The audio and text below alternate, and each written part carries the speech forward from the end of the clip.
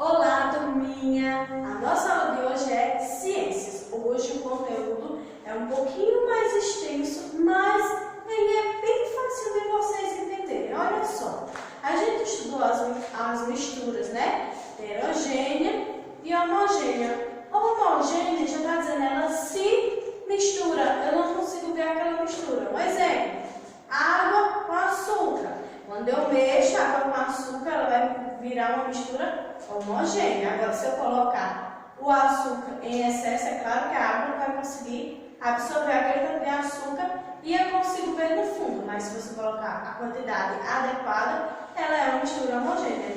Agora, uma mistura heterogênea é que eu vou colocar dois conteúdos juntos, mas eles de forma alguma vão se misturar. Exemplo, a água e o óleo. O óleo ele não se mistura com a água. Eu posso jogar água com óleo, mexer assim com a colher, que ele nunca vai se misturar. Então, aí é uma mistura heterogênea, que não tem a junção. E eu consigo visualizar a diferença de um para o outro. Aí vamos lá.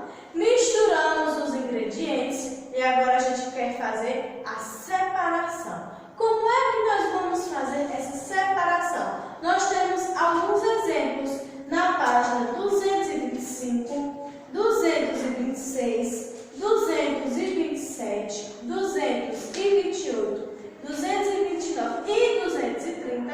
Ele está trazendo o quê? Cada tipo de separação e para o que eu vou utilizar. Na página 225, ele tem o quê? Separação de misturas. Eu posso separar um líquido de um sólido. Exemplo, eu posso pegar o café que a mãe de vocês fazem e ela coloca no coador, né? Assim, de pano, pronto.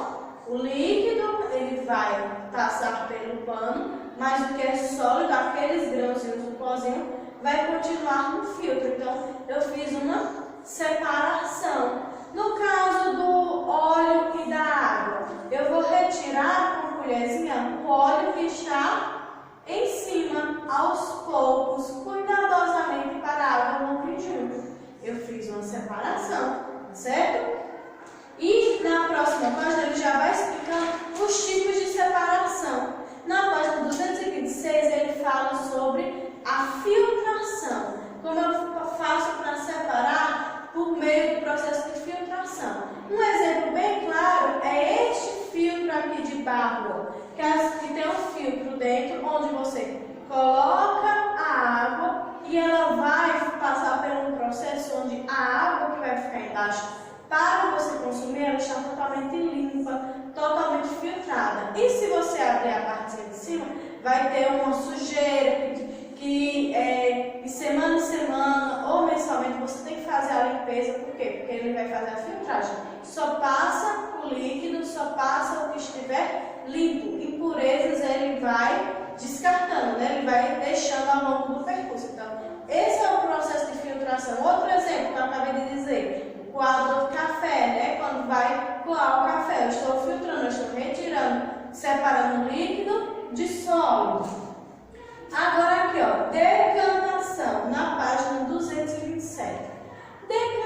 Decantação é um tipo de separação onde o processo dele é um pouco mais demorado. Por quê? Porque eu tenho que esperar o que for pesado descer até ficar na superfície embaixo. Exemplo, quando a mãe de vocês faz o suco de maracujá, eu tenho um líquido com a semente. Ah, minha mãe quebrou a peneira, não tem em casa, eu não quero tomar suco de maracujá com semente. Então, você deixa aquela jarra de suco em um local, você não vai mexer nela, não vai misturar nada. Você vai esperar. Por quê? O que for mais pesado que a água, aqueles grãozinhos de maracujá da semente, eles vão começar a descer e vão ficar todos embaixo ali da jarra.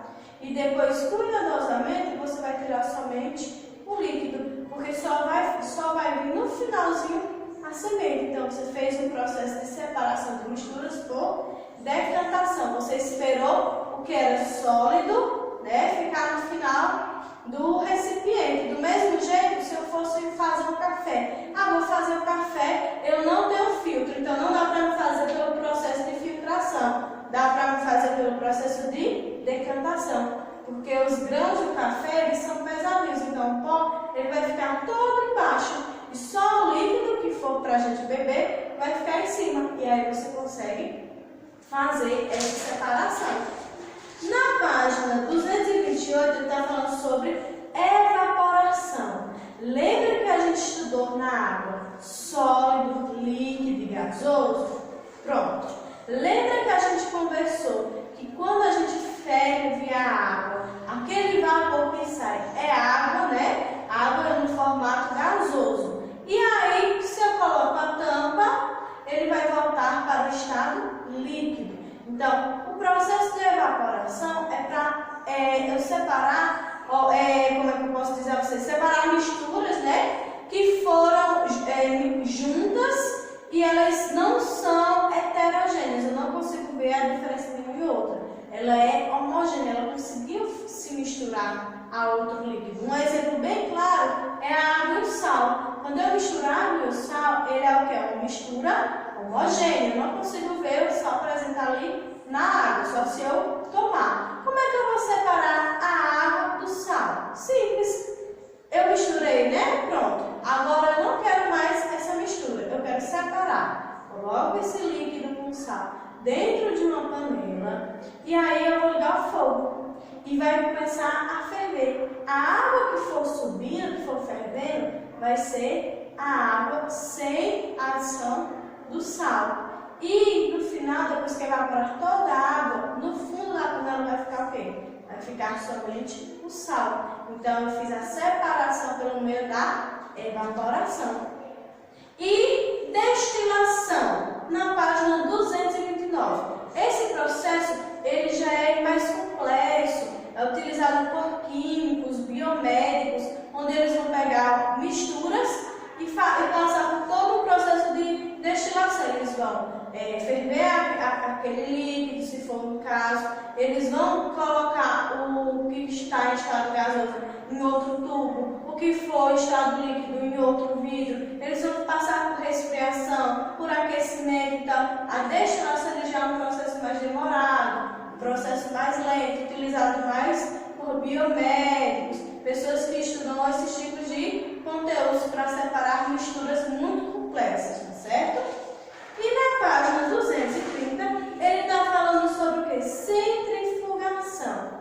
Esse processo de centrifugação a gente geralmente utiliza para separar o sangue, onde a gente quer separar aquele líquido, o que tem no nosso sangue de DNA, e os glóbulos vermelhos, porque os glóbulos vermelhos ele dá a cor avermelhada ao nosso sangue. E geralmente, quando as pessoas vão fazer algum exame, elas querem separar. E como é que elas vão separar isso? Elas vão colocar esses vidrinhos de amostra de sangue em um recipiente e quando ela trava, ele vai começar a rodar várias e várias vezes sem parar, até que o que for mais pesado vai descer e o que for mais leve vai ficar em cima e acontece a separação. Se vocês olharem aqui a página 230, tem um exemplo, né, de centrifugação, onde em cima fica o plasma e embaixo fica os glóbulos vermelhos, as células, o fragmento do sangue, tá certo? Que o que as pessoas vão usar para analisar o nosso sangue é o que tem no plasma. Na página 231, ele já está trazendo o quê? A atividade, onde na primeira questão ele pede para você descobrir quais são as palavras, que no primeiro é o processo de evaporação e o segundo é o processo de decantação. E depois ele pede para você identificar onde o verdinho que está falando aqui, que é técnica baseada em repouso de mistura, é o que? Decantação, número 2. E a técnica que envolve a mudança de estado, né? Exemplo do estado líquido para o gasoso é o que? A evaporação, que é o número 1. E na segunda questão ele traz aqui uma imagem, né? E ele pede assim, ó, cite uma técnica que pode ser utilizada para separar a areia que acumulou no fundo do copo. Lembra? Se o que for mais denso, que for sólido, né, mais pesado, descer e ficar abaixo do recipiente, eu posso usar que processo de separação? Eu posso usar ajudar a decantação. Ou, se tem líquido com sólido, eu posso passar pelo processo de filtração, certo? Na página 232, ele ainda traz aqui, ó, o processo da água do mar, que a água do mar eu também posso fazer como? Pegar um copo com água e colocar sal. É a mesma coisa, porque a água do mar é salgada. E aí ele pergunta aqui, ó, circule a única técnica de separação de misturas que não é adequada para separar o sal. Eu posso separar o sal pelo processo de evaporação? Sim, né? Que a água vai sair em estado gasoso e ela não tem nenhuma salinidade. E destilação, que é um processo mais complicado, mas eu consigo fazer essa separação. Agora, filtração. Se eu colocasse um filtro, a água ia sair do mesmo jeito, com a mesma quantidade de sal, porque ela não consegue separar. Então, eu vou circular filtração. Na quarta questão, ele fala assim, ó, o equipamento mostrado a seguir emprega uma técnica de separação de mistura. Olha esse filtro aqui, ó, o nome já está dizendo filtro. Ele é muito parecido com o que tem nas imagens, nas páginas anteriores, que se assemelha ao do barro, né? Então, ele vai fazer o processo de filtração. O próprio nome já diz, filtração. Só que esse daqui é um filtro mais moderno, né? Mas nada substitui aquele nosso filtro de barro, né? Assim? Na letra B, ele diz assim, ó, a água que chega às residências pode conter sujeiras e seres vivos microscópicos, capazes de causar doenças. Essa água deve passar pelo equipamento mostrado acima para se tornar adequada ao consumo humano. Explique com suas palavras a importância desse procedimento. Então, qual é a importância da água passar por esse processo de filtração? Para que a gente não consuma as impurezas, para não adoecermos, tem toda uma técnica, tem todo um processo, tem um porquê da gente fazer a filtração da água. Volta nas páginas anteriores, lê se for necessário, pesquisa em outros locais, tá certo?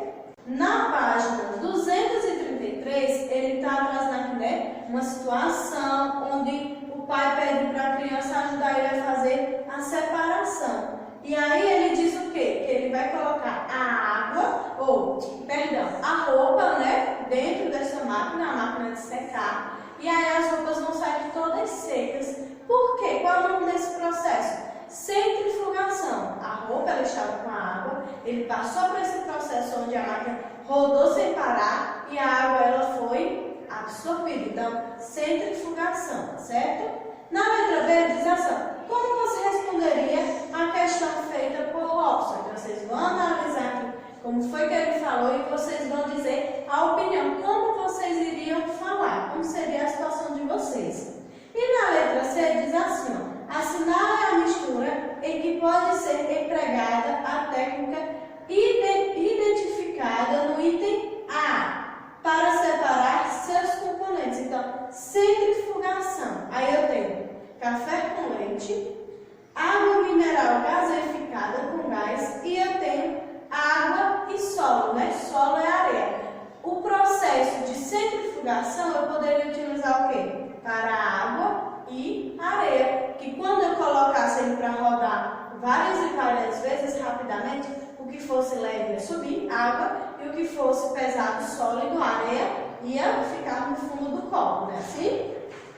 Na página 236, nós temos aqui uma revisão de tudo que nós estudamos neste capítulo, né? Misturas homogêneas e heterogêneas, como fazer a separação dessas misturas.